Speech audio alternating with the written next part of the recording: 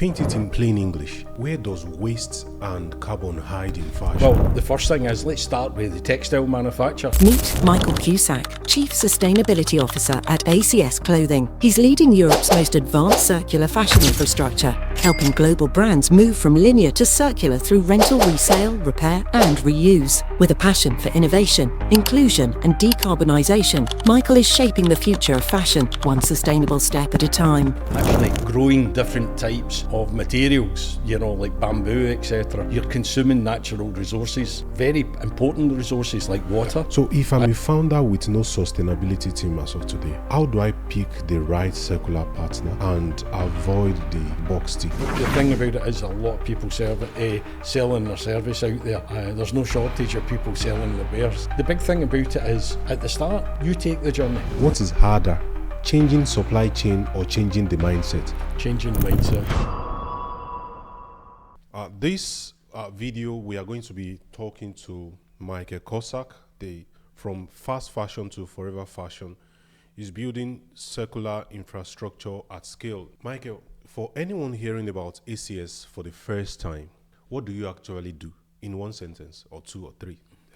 So essentially what we do is we prolong the life of garments and maximise their use through circular business models like rental, resale, repurposing and recycling. Wow. You have your pitch nailed to the T. Well done. Thank you. And I love the do I call this a jacket? Well, it's like jumper? a jumper. I love this jumper. Thick. It looks like it's made of wool. It is wool.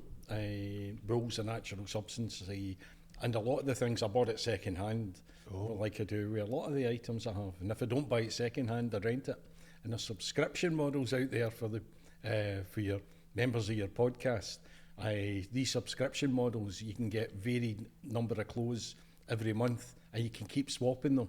And I do that just to keep, to try different things out, different looks for different occasions as well. So there is so much happening in the world of sustainable fashion at the moment. It's very encouraging in spite of fast fashion. Wow. That's pretty. I've heard of things like this in the US, watch it on TV, but I'm meeting somebody who is doing this real life for the first time. So for you, when did circular fashion, when did it stop becoming a buzzword? When did it become a mission for you? It became a mission for us in 2018, but in truth, we sort of discovered it by accident. And we had actually been operating it since 1997. So we've almost been doing this for 30 years. Wow. And it was only from working with a government agency called Scottish Enterprise, and one of their staff was talking to us, and he said, do you realise that you operate in a circular economy? And we're like, he says, your items go out, they come back in, you clean them, you sanitise them, you put them in storage and then rent them out again. That's a circular operation, and we hadn't realised. So it was if you forgive a road to Damascus. Our eyes were opened, and from there it's just been an explosion of activity, and we get more and more passionate and do more and more stuff every single year, just keeping growing exponentially. Wow. You moved from HROD to right. sustainability leadership. Yep. What was the moment you decided I am going all in on this? Well, actually, I started out as a production engineer, and the reason I mention that, so like a manufacturing engineer, working with principles like Lean, Six Sigma, so I was working in all that, and then I sort of moved into engineering, project management, procurement. I moved into things like human resources, human resource development, business transformation, and then from there, I met up, I went to various companies and countries all around the world, and I came back home and I met up with our Chief Operating Officer, Anthony Burns. He said, can you come in and help us develop our organisation? And the first thing was health and safety. But what happened was that 2018, we started to learn more about sustainability. And when we started that journey, it was about eliminating waste going to landfill to reduce costs, because there was an increase in cost of putting things to landfill. And we were using lean techniques. So I was using a lot of different lean techniques, exploring what was in skips, taking everything out of skip, categorising it, weighing it, looking at what could we do, what are the alternatives to actually putting it into landfill. And so using these techniques, but those take quickly. I've transferred my knowledge about lean to green. And it's so what I've been doing is applying all my experiences and skills I've developed over the years and moving more into sustainability. So starting off with reducing emissions, water consumption, conserving as much water as I can, understanding a process. So I modelled the process, but rather than looking at quality, looking at lead times, looking at costs, I started to look at emissions and the consumables and understanding the flow of material through the business. So that's what I then started to do, was modelling that and understanding the circular nature, analysing what was leaving the business and how it could be brought back in, understanding what was leaving the business and deflect it from landfill or deflect it from incineration and look at alternative uses. How could that be recycled? How could that be reused by somebody else? And that's what we did. And we did several projects every year, and each step, remember, that was back in, it really sort of erupted in 2019. 2018, we're sort of starting the journey. But so every year we'd be doing more and more and more and reaching out wider rather than introspective. We're starting to look out with the organisation.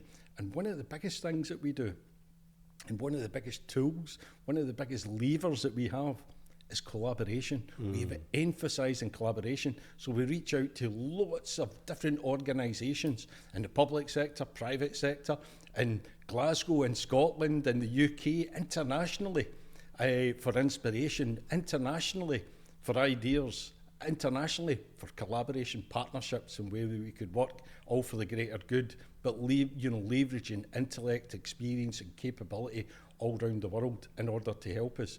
Finding out what's best practice and leveraging it and bringing it into our environment, adapting it for what we do. Wow. That is quite amazing. I really love the energy, the passion with which you communicate your thoughts. You are the only person that I know that can convince me on sustainability. Thank you. Yeah. Please, can you make a case for sustainability for businesses today? Because when you talk about sustainability, taking care of, using materials responsibly, when you talk about global warming, most people give it a lip service. And it seems you know what you are doing, sir. Please, can you tell us why, every business should think sustainably? Well, there's different levels. So from a climate perspective, there is no doubt, although you may be here from other quarters, there's no doubt that the planet is in a bad state. There's a lot of damage to the weather systems, a lot of damage to the planet. There's a lot of abuse. We're running out of resources. Demand's outstripping supply. The ability for supply is reducing. So just from an economic perspective, we can't perpetuate this. We need to slow down. We need to adapt our approach. The other thing as well is that from a sustainability, it's not just about environment. We're exploiting people throughout the world in order to meet demand, in the Western world and other areas as well. But a lot of the consumptions in the Western world, we can't keep doing this. There are people, slaves, people being trafficked in order to, to fuel our lust for clothes and other products and other services. There's abuses in terms of people's health, their welfare. There's gender-specific abuse. There's so many women. The majority of people working in the fashion industry, about 80%, are actually female. But if you look at the management structure, it's not represented that way. The other thing as well is people's health is suffering not just in the workplace, but also from an environmental. We're poisoning rivers. We're actually using potable water that people are drinking, and it's actually affecting people. But see all these abuses that are happening, people in less than the minimum wage, not getting paid. This is happening not just in other countries like the Global South, it's happening in the UK as well. and it's happening in places like Leicester. There's a hot spot of fast fashion in Leicester, and a lot of the abuses are actually happening there in the UK. So it's a horrific time. On top of that, but there is a business case for this, and there's a lot of things that we've done. When I say a business case, I mean, first of all, from our perspective, it's nice to be part of something bigger than yourself. Yeah. It's nice to be doing the right thing. It's nice to be focusing on helping people and protecting the environment and creating circular models. It's lovely getting the attention, the PR. The other thing as well is, but there's strong economic cases. Because we are doing the right thing, there's a lot of spotlight on us. There's a lot of organisations want to learn more from us. There's a lot of organisations want us to be successful. There's a lot of organisations giving us funds, giving us grants, giving us soft loans, giving us other forms of support, giving us free consultancy. They want us to be successful, and we can actually attract that, and it can make us more competitive, and we can have a greater impact. But on top of that also, there's strong economic case. So if you look at your product, you can actually reduce the costs of your product long term. You could also, instead of looking at it as a product, you could look at it as a service, and you could actually make it an annuity. You could generate revenue over a long period of time from that product, and you design it for longevity. So there's so much out there. The other thing as well, when you start to design your processes, you can make them more circular, and if you make them more circular, they're more efficient, they're more effective, they're more productive. You can actually look at regenerative solutions and that are economical. And I'll give you an example of one. Our highest category 2 years ago of carbon emissions was polythene. We put a shroud over a garment to protect it whilst before the customer gets it, protect it from handling and dust in the factory. That polythene was made at our highest category out of all, like shipping, staff commute. The polythene was our biggest. And you'll say, well, how are you going to replace that? It had to be clear, it had to be waterproof, it had to be cover the whole garment. So how did we get around that? We found a substitute for polythene. What was that? Tree sap. Wow. But prior to that, I had actually found other ones, like shellfish, a byproduct from the shellfish industry, a resin that you can actually get from the shellfish that you can make, and it's used in the food industry. I also heard in Brazil, the sugarcane industry, there was a byproduct from sugarcane that could actually be made into a polythene substitute. The one we chose was tree sap.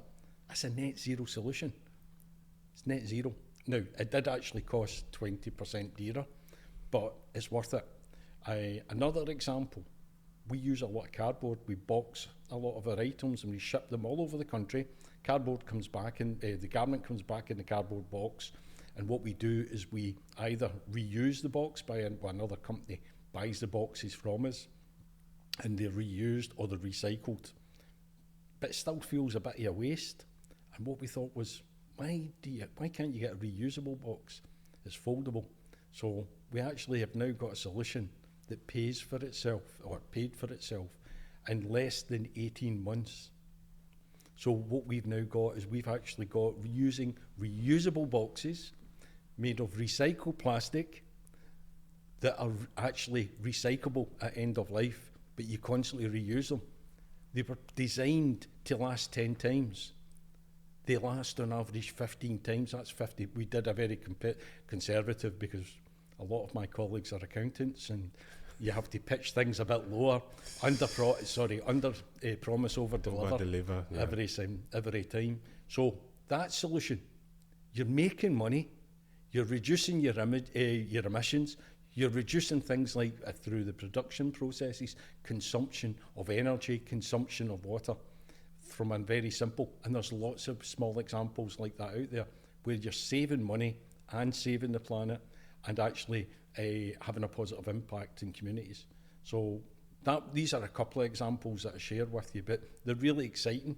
The other thing as well is that, as I say, you educate people as well. And fashion is a very abusive industry. It's not a nice industry. There's a lot of, people look at fashion, they look at the clothes and the models that are wearing the clothes, and they get excited and they think of design and they think how the garment's going to make them feel, but they don't realise what's going into making those garments, and the amount of, damage to the environment and abuse of people that's actually connected with those fashion items. So, you know, the thing about it is the more that we do these things, the more that we highlight the good work that we are doing and others are doing, you know, other organisations similar to us with similar mission, similar vision of the future, what we are actually doing. So the more profile that we get, the more that we put the spotlight in this, the better for sustainability and the better for us all in the longer run. Well, paint it in plain English for me. Where does waste and carbon hide in fashion? Oh, well, the first thing is, let's start with the textile manufacture, actually growing different types of materials, you know, like bamboo, etc.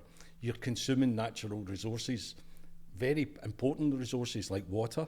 The other thing as well is that fields where you could actually be growing food for people who are starving, they're actually used for growing crops like cotton. The other thing as well is that you know, when you're actually making textiles, so once you've got the crop, you're using lots of water, lots of energy, and in order to make it competitive, they're actually, you know, there's a lot of abuses in terms of the labour staff, so they're paid a minimum wage in order, because of the whole model about fast fashion, lots of volume, lots of changes, very, very quick, very, very cheap. So there's a lot of exploitation in the fabric manufacturing. Once you've got the fabric, you're transporting it all around, so the crop's already travelled a lot of distance. Then once you've got the crop, then what you're in harvest it, you're then shipping it to a place to make the textiles. Then you're shipping the textile to another place, somewhere else in the world. So it could be cotton in America. The cotton in America are going to China. In China, they're manufacturing the garments. The garments might come to Germany, where they're sorted and then distributed all over Europe, come to the UK, and then they're shipped to different stores all over the UK. So you imagine all the emissions associated with that. Think about all that crop and how far it's travelled around the world. The other thing to be aware of as well, and that is how to, you know, these items and the chemicals that are used in them. So a lot of nasty chemicals, because they want the garment to gleam and attract you to it. So there's actually chemicals on it that a lot of people are allergic to make it shiny, make it look new, or to make it look its best. But they spray these chemicals on it as well. The other thing as well is that you know, and you should actually clean your wash your clothes on receiving them as well. So there's a lot of natural resources used. There's a lot of energy used. There's a lot of carbon emissions from things like shipping. There's a lot of abuses of people throughout the supply chain in terms of, you know, maybe zero wages or minimum wages. There's a lot of, as I say, there's a lot of resource consumed to get that item. And guess what? There's always a risk that item might never be worn. Ooh. It might be that you buy it and you don't wear it. It might be that it's never bought. And what happens is, because it's the end of the season and nobody wants it, they dispose of it, they incinerate it, they put it in landfill, because they don't want to cannibalise the market. So a lot of these items, and I'm not going to, it could be as many as a third, are never worn, never used, and actually end up being destroyed. So that's the danger in this. That's the excesses of this model. It really is frightening. Wow. So, assuming I have a small brand now, in the next quarter, what linear habits should I kill? So, if you've got a new brand, the big thing is to think circular. Luckily, there's new legislation coming in called extended producer responsibility that will get you to think more circular.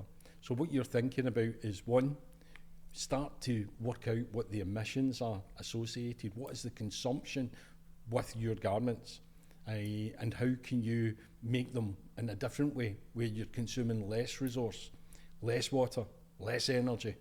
The other thing as well is understand it from a user perspective. How will they maintain that garment so that they can use it for the long term? How can you encourage them to do that? So you can maybe encourage them with training, you know, education videos, etc. You could even do a take-back scheme, say, do you know what? See, when you don't want this anymore, send it back to us. Or, do you know what? See if it looks a wee bit tired. Why don't you send it back to us and we'll refurbish it for you and send it back to you and it'll look as new. Or when it's end of life, just bring it back to us and we'll give you a voucher so you can buy another item from us. So it's a good economic case for it as well. So you have to think circular. Think what's the inputs to it, how that was manufactured. You want to think about how it was going to be used, and you want to think about it end of life, what you're going to do with it. So how can you make it circular? How can you reuse it? There's companies out there like T-Mill, and they make T-shirts that are recyclable. So when you're finished with that T-shirt, you send it back, they'll give you a voucher, and they recycle all the material. There's companies out there like Nudie Jeans. You buy a pair of jeans for life, and they will look after the jeans for you. You can send it to them multiple times. They'll repair them. When they're end of life, you don't want them anymore, you send them back and they dispose of them responsibly. They might even repurpose them into a rucksack or a handbag, or they might just be recycled and materials reused. So they specialise in all that. So there's lots of good practice out there doing these things already. Wow.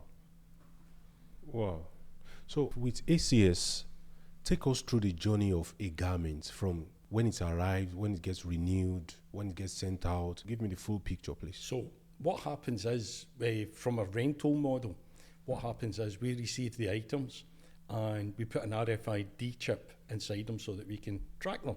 So what we do is we gather a lot of information. It's the precursor to a digital product passport. So we gather all the information, we put it onto our system, and then what happens is we put it into storage. So we've got all the information, size, what it's made of, etc., all the information. I digitize it, so there's an image, and then you can go on and you can rent it. So you rent that item, it's sent to you. So we pack it, send it out to you using our reusable boxes. You wear it, and at the end, when you're finished wearing it, so you might only need it for 2 weeks, we then get it, you send it back to us, we receive it, comes to triage. We look at it, we check, see, is there any stains on it? Is there any, tears, missing buttons, etc.? Does it need repaired? How does it need cleaned? So the first step, so once we've got all that evaluated, we then, from triage, we go to sanitisation. And we use a natural gas, ozone, which is just oxygen with an extra oxygen atom, O3. And what we do is sanitise it. So it's like a biocide, and it destroys pathogens, bacteria, and it deodorises the garment, so it's nice, there's no smell on it. Then what we do is we remove stains, we repair it. Then what we do is we take the creases out of the garment so it looks as new.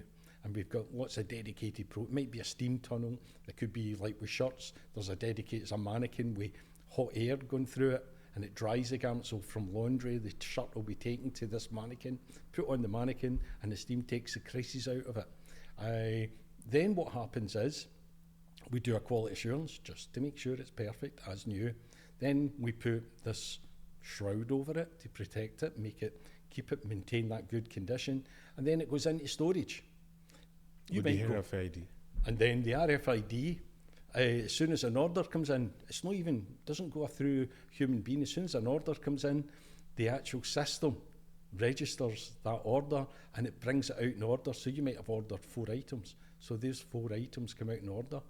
And it also, it's in a dispatch area, so we'll put a package together for you, but it could be other people in the area that you live, and the system optimises the delivery. Wow. And then what we do is we put it in a box, it's then packed, and then it's sent to that, it's ready for the shipping company to come and collect it. So that's what we do in rental, but we also do resale. So we resell items on behalf of clients, so brands and retailers. And the resale model is very exciting as well. So these are items that people don't want anymore. It can be items, but they've got value. It could be brands and retailers, surplus stock. It could be end of season stock. It could be items that are returned. That I tried it on, it didn't fit me. But you might have had some fake bacon, or fake tan, or you've got your aftershave on or something like that, and there might be a wee smell. So what we do is we sanitise and we check it. We do a triage. Now, what's quite interesting now, resale is very, very price sensitive. So what we've been doing is driving cost out of the system. And how we did that was we've embracing AI. So we've got AI triage. So what it does is the AI now does, and just to give you an idea, this process used to take 15 minutes now on average, and with AI it's now taking 2 minutes and getting less all the time through machine learning. And what it does is it basically digitizes the image of the garment. We identify the brand, we identify the size, we identify the composition, we get all the fields together for sites like eBay. Then what we do is we grade the garment, so, you know, ABC, A being, you know, very good, B not so good, and C, well, it's not in that great a condition. So what we do is we do that as well. We scrape the internet, the AI scrapes the internet, and it identifies a recommended retail price for that item. Then what we do is put a pricing strategy in place, depending the time of the year, depending on other, you know, it could be it's a garment for winter and it's a summer, or it could be winter and it's a peak price. So we look at a lot of these things. Then what happens is all that data's uploaded into eBay, Depop, Vinted and other sites. It could even be in eBay. It could go to, like we could be partnering with Oxfam. Oxfam might be partnering with Marks and Spencer's. So we could actually populate 3 eBay sites on that one garment, as well as Depop and Vinted, or a specialised site for, you know, Oxfam's own online shopping. So we can upload all these out instantaneously. Wow. And remember, it's not the same fields. Each of these different sites have different fields, and it's multiple fields, which used to take us a lot of time. But this can all be done instantaneously. And as soon as it's bought, we update all the sites. So that means that people are not buying an item that's already been sold. So we update all that automatically as well. So that's been from 15 to 2 minutes with AI. There's other projects we're looking at with AI as well, but that's just one of them. So might not be a sustainability project, but anything that makes resale more price sensitive, making it more attractive to consumer, bringing the costs of processing it down, means it makes it more affordable and more attractive to the market, which means that people want to do resale more often. Wow. I love that process. I think I will try and come to come Yes, and see please. it. Yeah. So you do rental, resale, repair, returns. In all of this, where do you make the most dent with emission? And where do you make the most dent with profit? It's rental. Rental is really good for us. It's not mainstream, but, you know, for instance, in Scotland, our national dress is Highland wear, the kilt, but there's a lot of items and it's very, very expensive to own, and you don't wear it that often, so it makes sense to rent it. And so we've got kilts that are actually, on average, our kilts will be rented in their lifespan, and they're still counting, 85 times.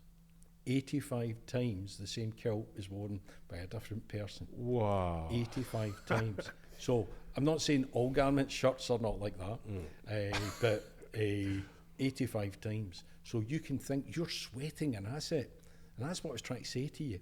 It can be, if you make something of very good quality, like a kilt, even things like the jackets, you know, tweed jackets, etc., that are built to last for life, you rent them out, think of the money that you can make from that.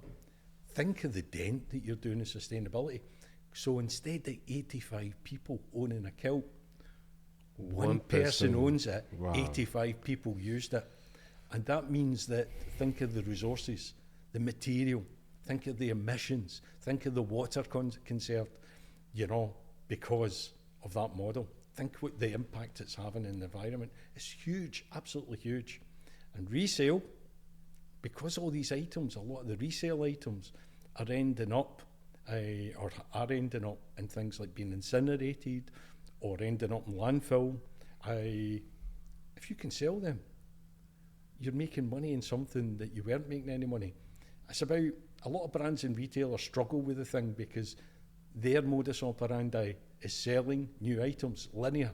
Once we want to sell thousands of items, tens of thousands, hundreds of thousands, we want people to consume our products but not thinking about the end of life, not thinking about that as an asset, just thinking as a product to sell. And what happens is that because of that model, they don't embrace the other models, the models we're talking about, circular business models. They see it as cannibalising their market. They see it as a threat, not an opportunity. But it is a serious opportunity. And the thing about it is, unfortunately, I feel the only way they're going to change is through legislation, extended producer responsibility. That will change the market overnight. So in all of these things you are mentioning now, where does the tech really bite? What are the dashboard or scans that you have to go through to be able to make all of these things work? For instance, as you are talking about, which is interesting and impressive to me, I'm thinking maybe in one of the podcasts we are doing, I'm going to wear a kilt. So I was talking about the kilt. You said a kilt goes through 85 uses and is still as good as new. So what are the tech that you need to use to be able to do that? It's constantly evolving. When we used to do it, all the kilts were dry cleaned immediately. We don't need to do that now. We can actually sanitize them and we can do localized cleaning. So there's a lot of technology being used, not just AI that I mentioned to you, not just things like technology like traceability, RFID chips. We capture a lot of data. I can tell you how much time it took to clean an item, how much time, what processes an item's gone through each iteration. Wow. I can tell you why an item was at end of life.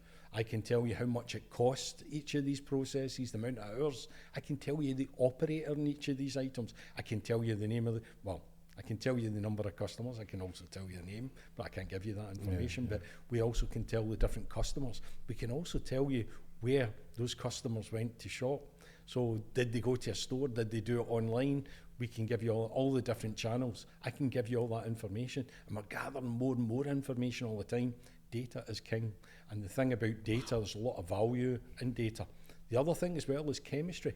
I mentioned to you earlier about ozone gas. Yeah. What I never mentioned to you is electrically charged water and the ability to clean garments with water with an electric charge, either negative or positive, and how it cleans.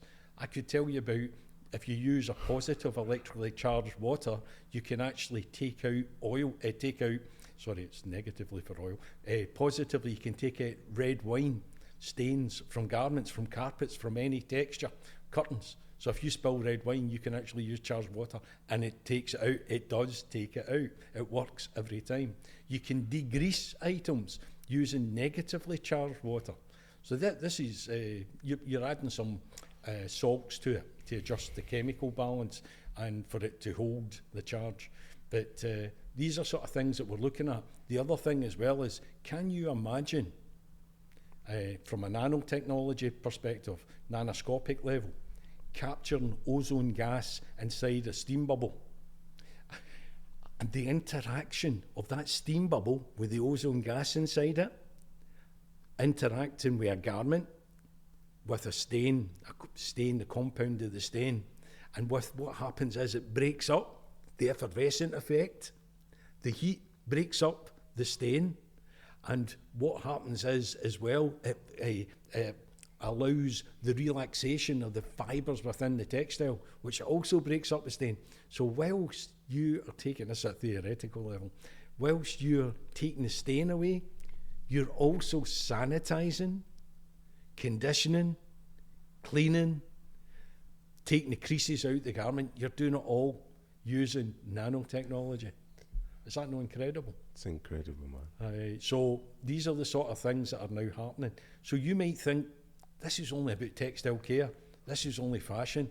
What is it? They're just throwing stuff into a big pot of water in a washing machine and cleaning it. No, there's a lot of science in this, and it's improving all the time. And remember, we've been doing this for 30 years. This isn't new to us, and it's constantly evolving. There's so much happening globally in this field. And as I mentioned earlier, it's all about collaboration. This isn't about ACS. This is about everybody and how we can actually care for textiles better to perpetuate their life so they can be maximised. The uses can be maximised by as many people and as many times as they want to use that garment. So this is what we're looking at. And by doing this, they bringing in this, we're using less energy, we're using less water. Can you imagine? We could actually get to a point, if this works, you don't need any liquids to clean garments. You can clean them in air with this steam bubbles with ozone in it. Wow. I do love the way you explain the chemistry of the detergents, the ozone interacting. I have a degree in chemistry. Do you? Yes. My professor never explained it to me like this. Well, do you know the person who I'm working with is from Nigeria? Really? Originally, and working in the University of Edinburgh. So Emmanuel Apelli, and he is absolutely incredible. And I've been working with him now for, I think about 6 years. Wow. He started off the ozone journey with us back at University of West of Scotland. So Emmanuel and I, and also Emmanuel's wife, who's also from Nigeria, small world, she's working with us on a recycling solution. So instead of end of life of textiles, them being incinerated or shredded up maybe, we're actually looking at a process that we can melt the textiles and use them in other products, maybe even textile. So what you're able to do is Winnie has actually been working on a process where she's actually looking at the optimal temperatures for melting textiles and how the properties of the textile change when they're liquid, and how you can maintain good properties in them at different temperatures and get that Goldilocks zone at 200 degrees centigrade. And then when it's melted, you can use manufacturing processes like injection molding, forming, centrifugal forming, vacuum forming. You could even do 3D printing of using textiles, and you can add properties to it, certain substances that you can make that waterproof. So the substance that the molten textile, waterproof. You can make it fireproof. You can strengthen it using fibres from things like bamboo, and pre-stressing them and through vacuum forming, bringing the material, flowing the material over, so you've reinforced it.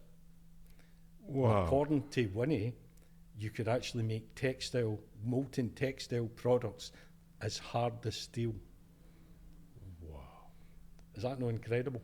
So, as I say to you, it might only be fashion industry, and the exciting bit might be looking at catwalks and looking at the fashion out there, but I can assure you, if you look at the sustainable fashion market, you look at what we're doing, it's even more exciting, because you're working the world of science and academia in order to make your products more circular, and you're working with things that are state of the art, from nanotechnology to AI to advanced chemistry. It's an incredible time, and as I say, it's no, we're not peaking. We're at the start of our journey right now. So I don't know where else we're going to go. Because every year it gets more exciting and more things happen, more challenges, more opportunities, and as I said to you, more awards. We get lots of awards. So a really exciting time for us right now. You really believe in what you are doing, and it's come across. You are communicating it really, really well. What has been the most single underrated operational change that you effected that lifted your throughput or your margin?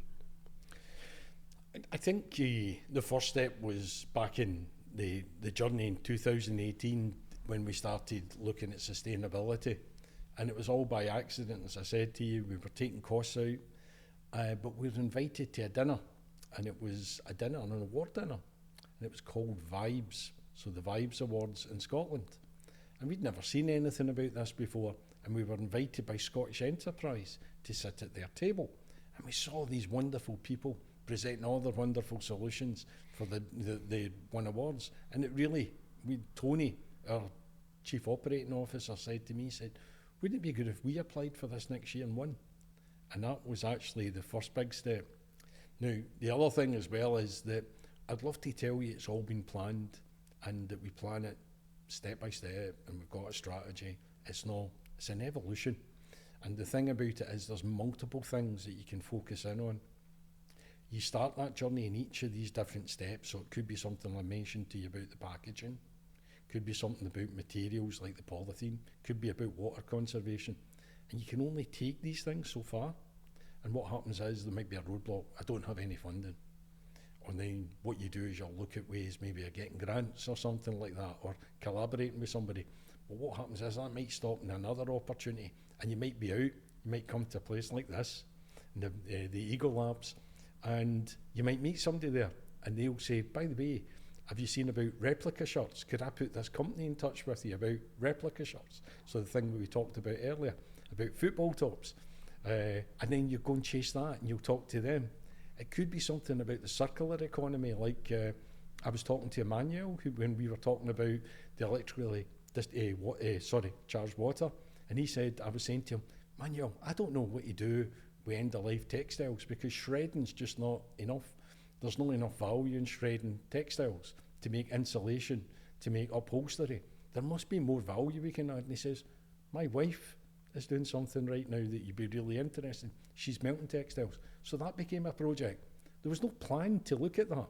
The plan is really just, we're open to ideas, and we throw a lot of energy, and don't get me wrong, if we had a plan we'd be more effective. But because we're on right in the frontier, you're operating in state of the art, you're looking at different technologies, you're really up against it, against some really big players like Shein and Temu, who are importing into the UK. They're untaxed, by the way. Really? They don't pay tax when they come in, because they bypass the import because of the price of their products. So there's billions of their items coming in, especially with the problems with America right now. There's billions of their items coming into the UK. So we're up against that. So you have to be more innovative. And as a saying, I don't know if you've ever heard this saying, but necessity is the mother of invention. Yeah. And we truly believe in that. So much that, if you were an academic and I told you, well, we don't really plan it out. We sort of, when something happens, we go for it full flow. We go with the flow. Yeah, that's exactly what we do. And they'll be like, no, you need an innovation strategy, you need plans, you need a structure, you need to look at the resources, you need to do this and that. Well, actually, we don't do that, and we're doing quite well. We are very innovative. Now, it won't serve us always, but we seem to be in a perpetual startup mode right now. So we behave like a startup, even although we've been around 30 years. There's just a freshness about us, innovation about us, and we're very adaptive. For instance, if I've got an idea, I'll contact my colleague, Anthony, fancy a coffee, and within 15 minutes, I'll presented my idea, he'll say, go for it. And then away I go. So if I was in a big corporation, that might take 6 months. It might. More than and 6 months, if it sees the light of the day, though. Well, I've got a meeting with Glasgow Council coming up, and I'm presenting to them our new technology around recycling of textiles, with a view to setting up a multi-million-pound plant. Now, if you think about it, we're an SME operating, and all I said to Tony was, look, Emmanuel told me about, I met his wife, I think this is great, it's going to work. I come down here and I've got fantastic people like Pavel, David Wilson, people like that, Manish, Manjit, people like that who really believe in it, and they were saying, go and do it, go and do it, go and do this, go and do that, and that's what I've been doing.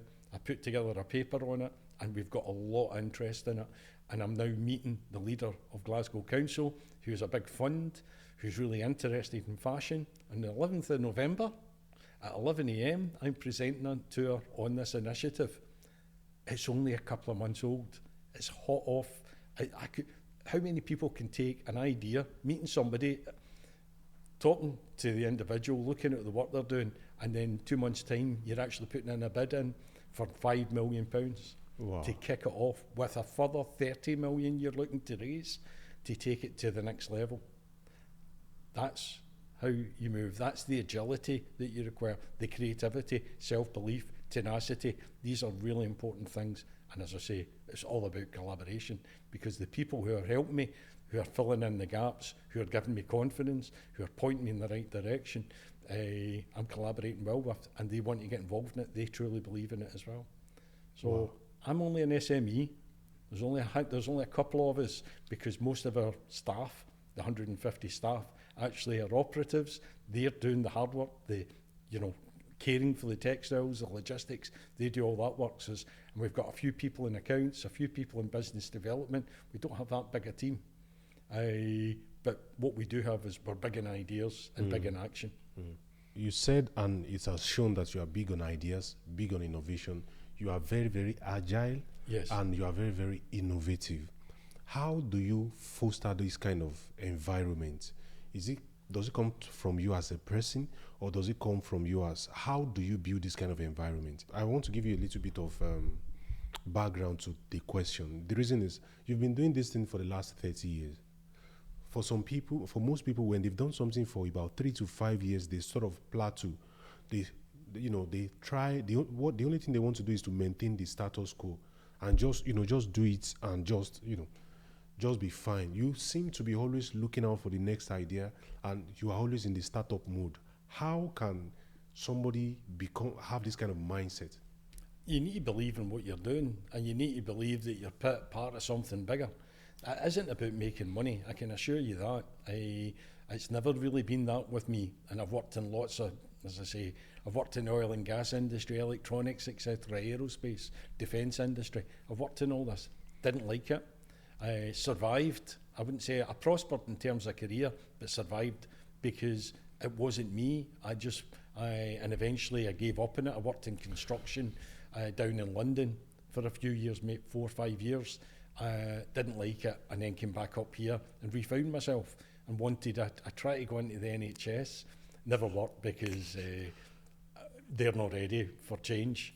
So I did try that because I wanted to be part of something better and make an impact. And then just met Tony, and the two of us clicked. We support each other. He creates a space for me to operate. He believes in the same things as me, as does others in the organisation. And we're really open to it, and we actually genuinely believe we're making a difference. Now, we believe we're making a difference, maybe we're not. But what I would say is we believe it, and we believe that the things we're doing are the right things to do. And all we do is we sometimes look at the fashion industry, say this is what they do, and then we look at the other end of the spectrum and say that's where we want to be. That's what they're doing. We want to do the right thing. We'll pay the living wage. We'll look after our staff. We'll make sure they have pensions. We'll make sure they have savings. We'll make sure that they've got good mental health and physical health.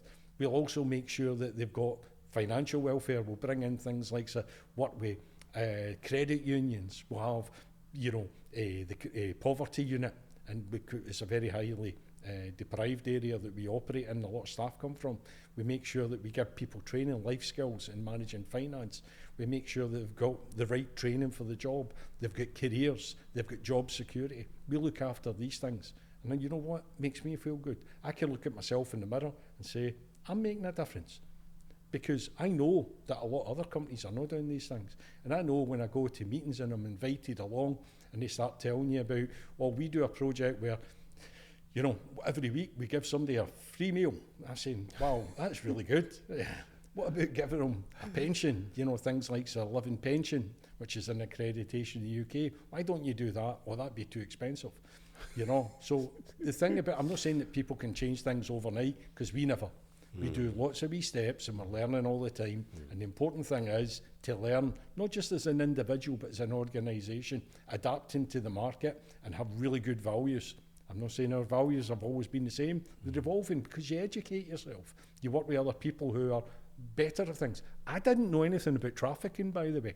I never knew anything about trafficking. I didn't know about trafficking in the fashion industry or anywhere else, but I met somebody that did, and he made me aware of trafficking and the evils that happen and how easy it is and all that. And we try and support him and the work that he does. So there's a lot of these things that you're learning all the time, things you never even knew were happening because you're so closed and you work in your own wee bubble. So our bubbles are getting bigger and we're getting more open to things. We don't just work in Scotland, as I said. We work with the United Nations and we work in different projects with them. We even did the climate pledge as well with Amazon, the global climate pledge. We do that as well. We involve ourselves in lots of different organisations, and we're constantly learning. Are we the best? No, but we're getting better all the time. There are people out there, as soon as you open your eyes, you start to see all these wonderful organisations globally. I was at the Global Good Awards just the other week there. There was a chap in Zimbabwe who provides funding for social enterprises all over Africa, and yeah, according to him, he's invested over $1 billion US dollars in these smaller enterprises over a 10-year period. There was a company in Madagascar that employs 750 people manufacturing garments, but looks after them, and they're people from disadvantaged backgrounds, various backgrounds, and mostly female. I didn't know these organisations happened, and the values that they've got and the impact that they have, and it inspires me, greatly, and I want to see what more can we do. They're the sort of numbers. What would it be like if our company was 100 times the size it is right now? What impact would we have then? They're the sort of questions I ask myself. What more can we do? And the thing about it is, I would use the term constructive dissatisfaction. I wouldn't say that what we're doing right now is great. What I would say to you is it can be better. I know what we're doing is good, but it can be better. And you're constantly looking at ways in which you can develop it. And I keep saying to you, it's about learning as an individual and also learning as an organisation, adapting to the environment that you're in and constantly learning and focusing new things and bring them in. There needs to be people in the organisation that stabilises the organisation, or it'd be wild having an army of people like me. So it's all about team as well, and there are people within our organisation that do stabilise the ship and make sure that we're delivering on a day-to-day basis, as well as doing all this innovating. We're quite supportive, and as I say, we are adapting all the time, but we're far. I mean, the sad thing about it is we're held up to be a very, an exemplar organisation. I wouldn't call ourselves exemplar. We do lots of little good things. I want to do a great thing. Some founder says that secular businesses are only propped on things like grants, like subsidies, that they don't really sing when it comes to P&L. What's your rebuttal to this kind of argument? Well, a lot of them are in startup mode, so you're starting up. It's still relatively new. It does need investment. Remember, the reason why there's linear production is it's productive and makes money. But that doesn't mean it's the only solution. And it isn't a solution. It's very bad for us all. So the critical thing that I would say to you is, and we've worked it out, we do a lot of things. We use a technique, it's from the 90s, called activity-based costing. So what we do is understanding how costs drive our business. So understand the costs of everything we do. And we also got a very good understanding of what customers are willing to pay. And how whilst we do that, the big thing that we've identified is economies of scale. We need to get the volumes up. So the more that people use the circular economy and, operators in this environment, the more that they will be able to reduce their costs, make profit, do the investment, bring down costs, and make it more appetising for the consumer. So I can assure you right now that if people use more of our services, the costs will plummet. At this point in time, we're in terms of operations, 40% of our overheads are fixed. 40%. It's a big burden. It's things like our facilities, the space that we have. It's not optimised. We need to optimise it more, but we need the volumes in order to do that. So what I would say to you is we need to be more successful. We need to drive more volume. We need to look at ways of driving out costs the way that we're doing good things. We're on the right path. But this is what, the circular economy. People need to embrace it. But what you have to remember is it's not all about financial costs. There's a big cost out there in terms of sustainability. The planet is being destroyed by us. If we don't watch it, we're going to wipe our humanity off the planet. We're destroying animals. We're destroying the ecosystem. We're even exploiting our own people, all to get these costs down. So there's a greater cost to look at. It's not just the cost that, of the garments. Every time you reuse a garment or you rent a garment, you're actually reducing the cost to the planet. And I think that's more important. We need to think more like that. We need to educate people like that.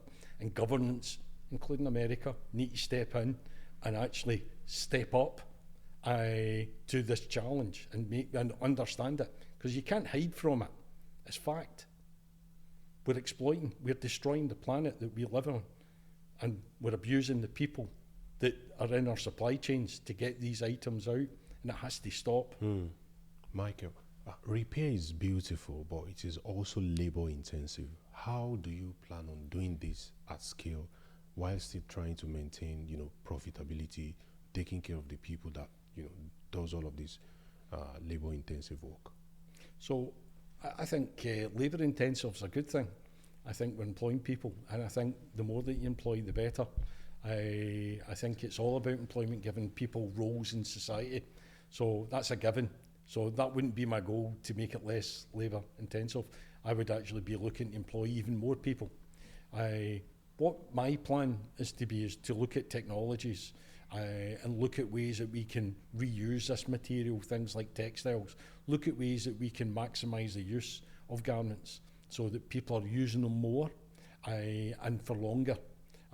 So changing the whole approach, so investing in technologies, developing expertise around that would be my goal. The other thing as well is that I want to do is end fast fashion by making circular business models more competitive. The other thing as well is I don't really think in terms of, and please don't fall out with me, I don't believe in profitability as such. I believe in prosperity. And I want to, if we're only bumbling along and making a slight margin, I'm quite happy. As long as we're washing our face and we're continually investing in the business, that's what matters. And that's my main focus. My thing is, if we look after the planet and look after the people, they're the two key things. And if we make a bit of profit, fantastic. But the thing about it is that's the critical things to focus in on as a management team, not looking at financial levers and financial measures and getting caught up with the finances. It destroys you. And you make bad decisions. Bad decisions not for the company, bad decisions for the planet. So I want you to talk to me about, has there been any process in all of these things that you've tried in the past that didn't work, but you like it philosophically, but practically it didn't work, and you had to shelve it? Has anything like that happened before? There's a lot of things. There's things, like some, initially I was trying to look at workwear, uniforms and PPE, but there was just no appetite for it. The reason that I was finding it difficult to reach out, I was looking at a rental model for workwear, uniforms and PPE. So instead of companies owning these items, they would actually rent them. And I thought, this is a fantastic idea, and that would encourage manufacturers to make them last. So make them to last. They would get an annuity, they would constantly get money. We'd be able to maintain them, clean them, repair them, certify them, redeploy them back in rather than making new items. And I really struggled with it. And then I did a lot of networking, talking to chief executives. I said, that's fantastic, Michael. But the barrier was procurement people in the organisations, and they were measured in a set way, which was to do with cost and price. So I really struggled with that. About 3 years ago, I've reignited it again, and again I've gone in at the top trying to influence people. I'm getting closer because I've now come up with another approach. Rather than me as a company, look at a consortium, and rather than saying this is a service that we could provide, talk about a pilot for learning and to incentivise them more to get away from this notion of price. I'm saying let's focus in future legislation. Let's future-proof your organisation so that you meet the requirements for extended producer responsibility, have suppliers and capability in place to meet that legislation now, not running about like there's an emergency on and panic-stricken trying to meet it. And I'm saying it's only a pilot. It's 6 months. So the only costs are for a 6-month period, and there'll be a big group of us. So that's where I'm with that right now. I think it's going to be a success, but in the past there was no appetite for it. People looked at me strangely. It wasn't the time. But now they're opening up more. I have adapted, I have learned, and we are using a different approach. And we're using a lot of these organisations like Circular Glasgow, working with trade federations like the UK Fashion and Textile Association, British Fashion Council, RAP, Zero Waste Scotland.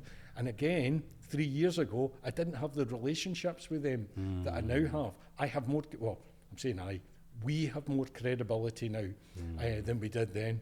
So, again, the big thrust is from Tony and I. We're going out, we're talking to people, we're influencing people, we're getting them to buy into it. And that's where we are with that. And I think that'll have a big impact. And it's an easier way, a gentler way of leading the fashion industry into extended producer responsibility legislation than trying to boil the ocean in 3 years' time when, it is law. I want to know, if a brand ships poor quality products or garments, can circularity really save them? Or do we just extend low quality waste? Well, we can serve them. There's many ways that we can. We can look at textile care processes that can prolong their life. So there's certain ways, and I'd mentioned to you about electrically charged water, for cleaning them. So it takes a bit more time. The other thing as well is that, but I would say to you, one of the levers for that I would really require are high volumes. The higher the volumes, we can work with bigger batches, which means that we can reduce things like set-up time, and we can reduce the impact to our fixed overheads, so we can make it more cost-effective. The other thing as well is, instead of them ending up in landfill or being incinerated, because there'll be no landfill in Scotland in December. Really? The legislation's coming in December that bans landfill, so it's all going into, they'll be incinerated. But there's not enough incinerators in Scotland, so they're going to have to ship them to England and Wales to be incinerated. So a lot of our waste will go up and down the motorways of the UK. So it's not a good thing, but that's why I'm leveraging my idea about the research, and that's why I'm meeting with Glasgow Council. So I'm saying, why are you sending it down south and paying for it to be incinerated when you could actually invest in a facility that looks at this waste as a resource and makes new products out of it?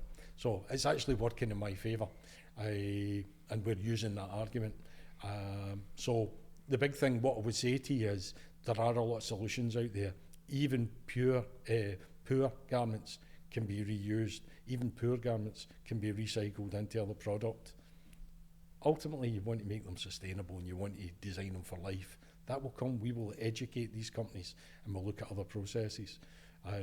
So there is a lot we can do from a educational perspective. You won't be able to move a global industry overnight. And remember, we're only the UK. There are good things happening in Europe.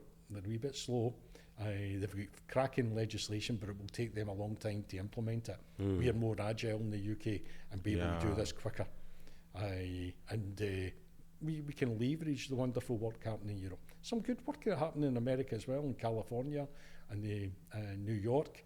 Small, but it's encouraging that it is happening, and what's happening in America right now regarding sustainability. So these things are still happening. So I'm encouraged, and I've got a lot of hope.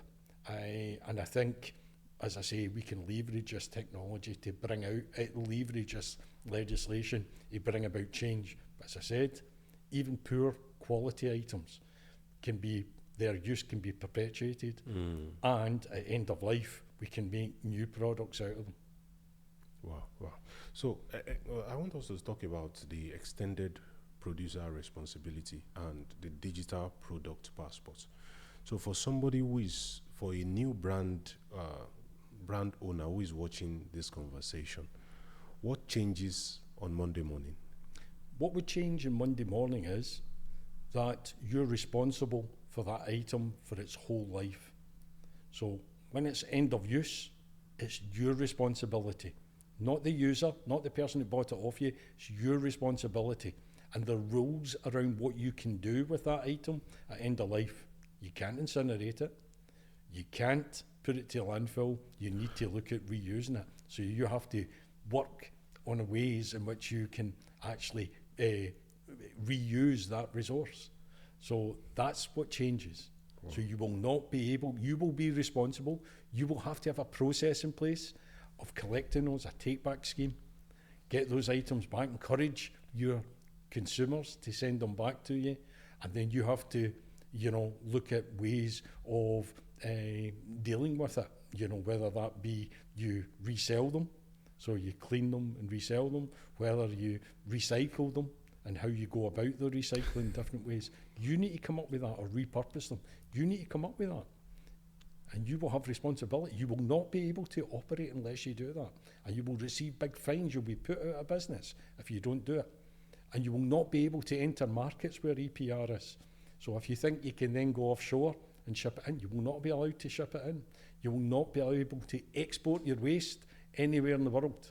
These things will close all the doors. It transforms the industry overnight. So how do you help brand prove claims of recycled content, repair rates, reuse without greenwashing? So you've got digital product passports, which you mentioned a bit earlier. So you're actually tracking the items, and I already said to you, we have an RFID chip. So we have a certificated process that they go through, so we can tell you exactly what happens to an item. We can tell you the whole history of that item, from who's had it, to how they used it, when they used it, how many times it's been used, what processes has it been repaired, has it been washed, how many times it's been washed, how many times it's been repaired. We can give you all that information, and that information is available. We will, when it comes to the recycling, we'll be able to track that item, how it was recycled, when it was recycled. All that information will be available. So these processes are already in place.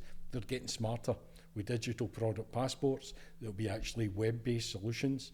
There's a lot of really good work happening globally, mostly in Europe, and I'm part of a committee on that, where we're able to, through things like QR codes, RFID chips, you'll be able to interact with these cloud-based databases and update them, and only certain people will be able to update them.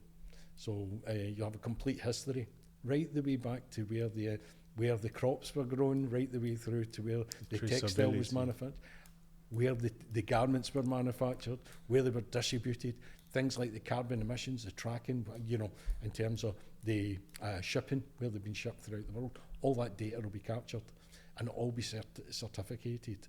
There'll be international standards in place for that. So I'm very confident in it. I can actually take you in and show you lifespan of all our garments right now. And we've been doing it for years. So it's not a difficult thing to do. It's the right thing to do. Costs a bit of money, but it's very useful information. We're future-proof.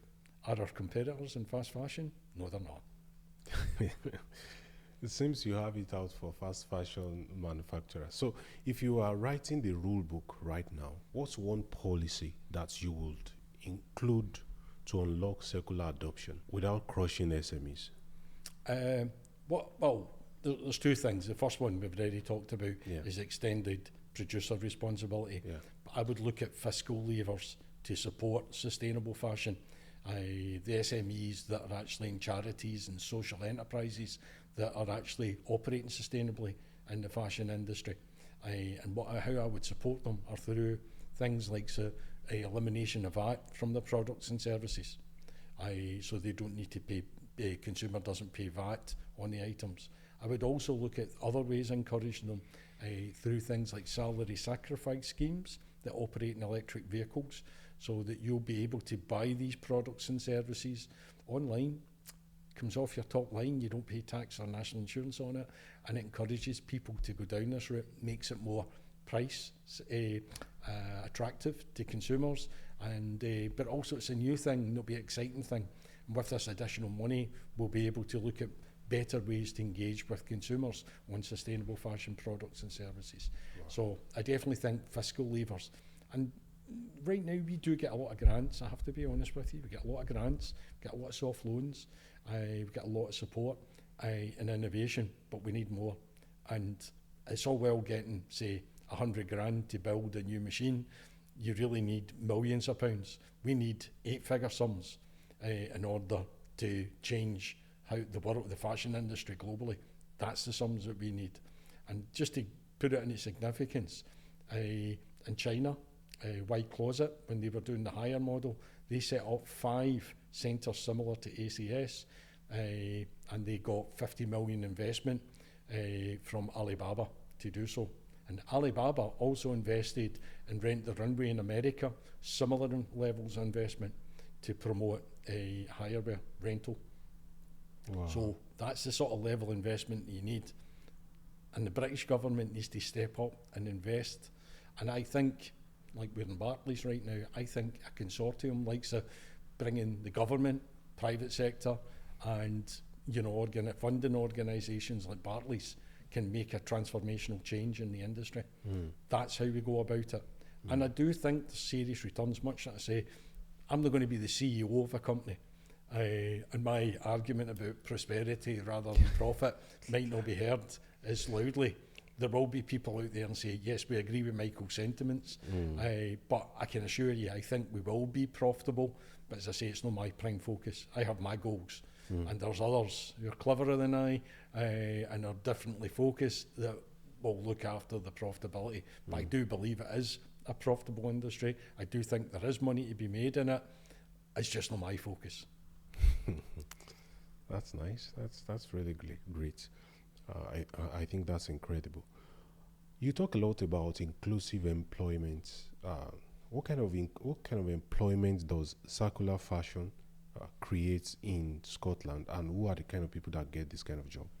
It's looking after the total person. I do seriously, and it's my experience, and I've yet to be proved wrong. If people are employed, no matter who they are, they contribute to society, they become better people. It gives them, meets a lot of their physiological and psychological needs, makes them feel they're part of something bigger, brings in personal discipline, helps with their physical, mental health, helps with their welfare, means we don't need to put people in benefits because they've got a job they love, a career. They have a career, they can develop, they can move into different fields. They feel that they've got a sense of belonging, they've got personal discipline, they get up in the morning to go to work because they want to go to work, because they're part of something special. I think that's what happens when you're part of a circular organisation. You're looking after things like most of the organisations, if not all, but let's just say most of them are living wage. So they operate they pay their people at a higher rate. They're also work with living hours, so you've got the flexibility. You look after the hours that someone works. They're living pension, so you're looking after, their future when they're no longer with the company and they're retired. You're looking after that as well. You look at saving schemes. You look at getting them involved in credit unions. You help them with their life, their financial welfare as well. You look at training, special training like modern apprenticeships, etc. You look at things like aligning them to the circular economy, future-proofing their jobs, giving them jobs that are the future jobs of the future, not jobs of the past, where they're constantly learning and they're developing themselves as much as they want to do. So we've got a progression. We can go from a foundation apprenticeship, modern apprenticeship, graduate apprenticeship, go into, masters, PhD. We've got PhD. We've got 2 PhD students working with us. We're only an SME. We've got master students. We bring university students in all the time. I've got a student in from Taiwan. It just started with me today to work in workwear and uniforms and PPE. So we're constantly bringing people in. We're constantly reaching out. You're making a big difference, not just in the people you employ, but the families of those people, but you're also the people you interact with in universities and colleges, the lecturers, the students. And also working with other charities, for example, I'm working on a project right now with the University of Western Scotland. It's throughout the UK, and it's about people with dementia. And what we're actually working on is we believe that if you adapt to workplace, you can have someone who's shown the symptoms of dementia, and you can actually reduce their impact, slow the symptoms down. You can actually improve the welfare of that individual through a sympathetic workplace adapted around their needs. So these are the sort of things that you're doing. That's the power of companies, circular companies. That's the power that they have. They can transform people's lives both in and out of the companies. You are part of something greater. There's a great model there.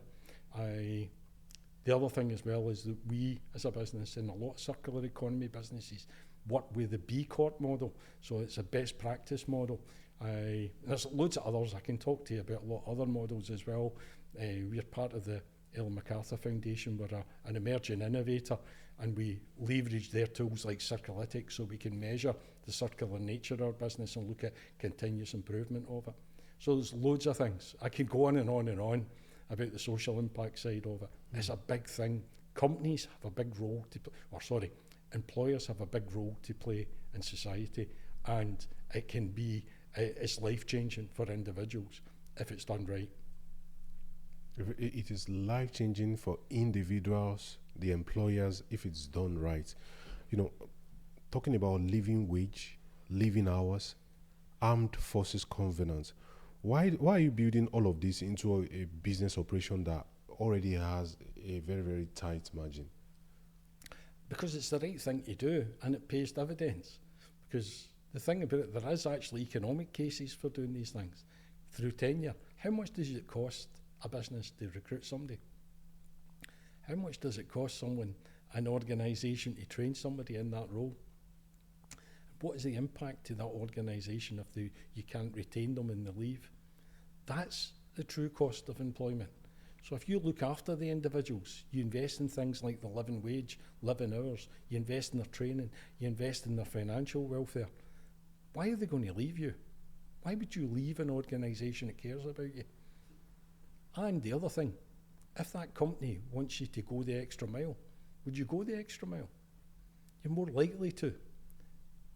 If you are getting that investment in you, you're more likely to be engaged with the organisation, come up with ideas, you look in ways of improving things. You'd look at change as a positive. Why? Well, because the company you work in is positive, it's a positive culture. It looks after you. Why would it want to harm you? It only does good. The only experiences you have of that organisation are positive things.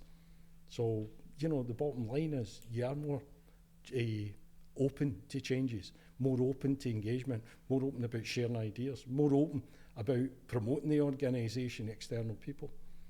So what did you get wrong about culture when you are trying to build all of these things, when you are trying to scale this? What did you change?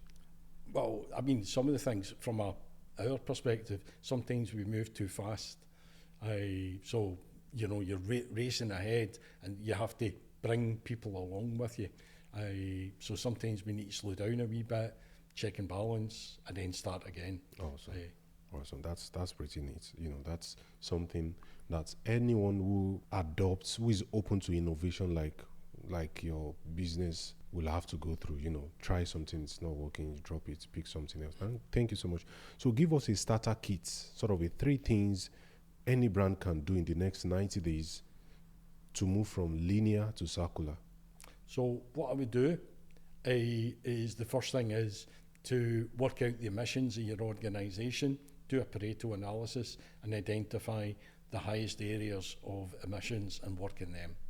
The other thing as well is I would engage with the organisation, the people in the organisation, understand why you're doing this and the impact of it, and share that with employees, engage with employees. Don't just inform them, engage with them, get their ideas, get their buy-in. The other thing as well that I would start to look at is look at how you look at the overall system, map out the system, that you're operating right now, from where you get your materials right the way through to your product coming out, leaving the business, and how it's disposed of, and looking at ways that you can bring that back in. So map out the processes, inputs, the process, outputs, and where the outputs are going. That's what we did, and it works quite well. It'll constantly evolve. As soon as you scrape at the surface, you'll go into more detail. But those are the sort of things I would look at. Understand your emissions and other consumption, engage with your people, and also look at from a systemic perspective, the organisation. There's loads of other things to do, but that's what we did. And there's no one right route. It's all about the destination. And what I would say to you is as well, it's not a destination. It's just signposting on the way. It's continuous evolution. You never reach a destination as such. It's a sort of thing, because every time you get that bit closer, you're that bit further away from it. Because you're constantly learning, you're scraping away. It's a bit like the model about the iceberg. You only actually see the top third of your journey. You only see the signpost, you never get to the destination, because the destination is constantly shifting. Yeah. And it's about, developing yourself as a person, developing the people around you. Yeah. So if I'm a founder with no sustainability team as of today, how do I pick the right circular partner and avoid the box stickers? I think it's, the thing about it is a lot of people selling their service out there. There's no shortage of people selling their wares. The big thing about it is, at the start, you take the journey. You understand it. There's not a lot to it. It's quite simplistic. It's all about, as I say, inputs, processes and outputs. and it's understanding your business. Don't make it too scientific, make it nice and simple. You want to have zero emissions, you don't have any waste. Waste is a bad thing. What you want to understand is, how the product flows, and you can do that yourself. There's some cheap tools not cheap, there's free tools out there like the United Nations and all that, and you can actually go through that journey. There's a lot of government organisations that give free support. Use it. Don't pay for consultants at the start. They will promise you they'll fast track you and all that. Your journey is unique to you, to your organisation and your industry. Treat it so. And you need to understand it. You need to own it. This isn't something that you outsource to somebody else. It's your journey. It's your business. And the success of your learning journey will also have a direct impact on the success of your own business. So another question is, what's one belief you want every listener to retire about sustainability? One belief, my belief is that all of us can make a massive difference, and if we all took one small step, that'd be a giant step to net zero, a giant step to protecting the planet, a giant step towards protecting the people and the communities. So take the first step, do it now. I make that first step, and every year that if we all make these small steps, it'll make a massive difference, especially SMEs. Impressive. So I want you to finish this for me. Circular is profitable when? Circular is profitable when you focus in on what matters, which is the planet and the people. And it's about the elimination of waste. So I would say circular is profitable when you focus in on people and planet. Impressive. Thank you so much. So I will do 5 quick fire questions, maybe one or two. If you want to go in depth, you can also go. So what is harder, changing supply chain or changing the mindset? Changing the mindset. Okay. One green claim you would ban tomorrow? The green claim that I would do is by large enterprise, CSR, stop corporate social responsibility, because what people are doing is they're claiming things that are not true, and they're doing it under the banner of CSR. But there's a lot of companies out there. With the lack of international standard, I'm going into a longer answer, but with the lack of international standards, people are getting away with a lot. But I just think the whole thing about corporate social responsibility, I know organisations, I'm not mentioning them, large fashion companies that spend 100,000 on one project and claim it's a sustainability project. True sustainability is not CSR. True sustainability is where you make something mainstream as part of your business operations, not something that you do extra to the organisation. So I would say to you, anything that you do extra, that you're trying to score points, is about PR. That's greenwashing. Whereas if you're changing your business processes for the greater good, that's sustainability. The repair you are proudest of bringing back to life? I think the big thing for us is having a workwear PPE solution, because there's so much waste in that industry. So we can repair in the broader sense through cleaning and repair and certification. We can prolong the life of those items. That's going to be huge, and I think it will enable EPR throughout the fashion industry. Your unfair advantage in Scotland ecosystem, in one line? We have a fantastic relationship with the government in Scotland. Scotland's smaller, so what you're able to do is reach out to lots of different organisations, whereas if you're part of somewhere like London, you can get lost. So our voice is heard louder in Scotland than it would be in other countries, other regions. Impressive. The sentence you use to win over a skeptical CFO? If you think sustainability is expensive, look at climate change. Thank you so much, Michael. No, thank you. I'm sorry.